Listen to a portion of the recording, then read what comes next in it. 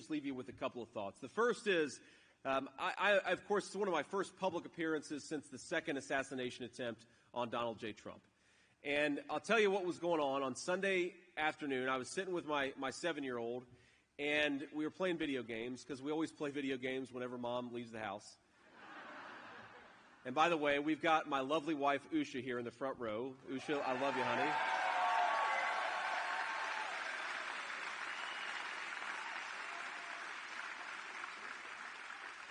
One of these days, I'm going to make Usha come up here and speak for about 35 minutes, but I'm going to be in the doghouse when that happens. But we're sitting at home. I don't know exactly what time it was, probably 1:30, 1:45, and my phone rings, and it's President Trump, and I pick up the phone. I'm like, hey, man, how you doing? He's like, JD, they tried to do it again. I said, what are you talking about? He said, they just tried to shoot me again. And, of course, my heart skips a beat, and I think immediately, well, sir, are you okay?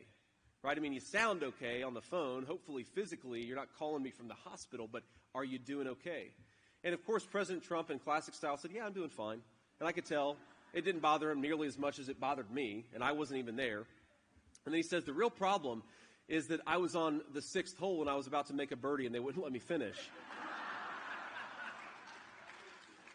And yeah, that's funny, but it hit me that what we need in these troubled times, what we need when we have a war in Europe, a war threatening in Asia, a war threatening in virtually every continent all over the world, what we need is the kind of leader who can take an assassination attempt, get back up, and go back to work for the American people. That is courage under fire, and it's sorely missing at the White House.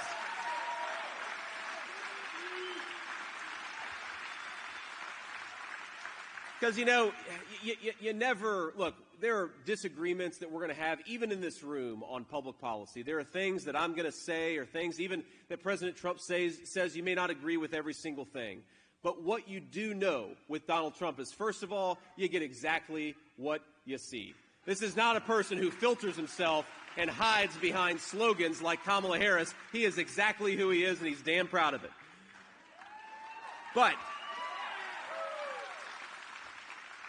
the other thing with President Trump is you get somebody who is competent and shows courage under fire.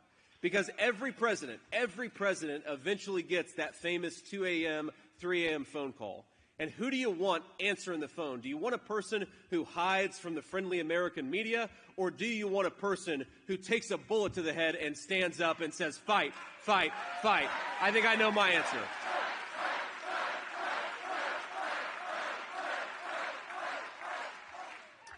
So I hope we can all agree that what President Trump showed was not just courage under fire, but the qualities of leadership that are necessary to actually lead this country. And we have an opportunity to put him back in the White House, but only if he makes it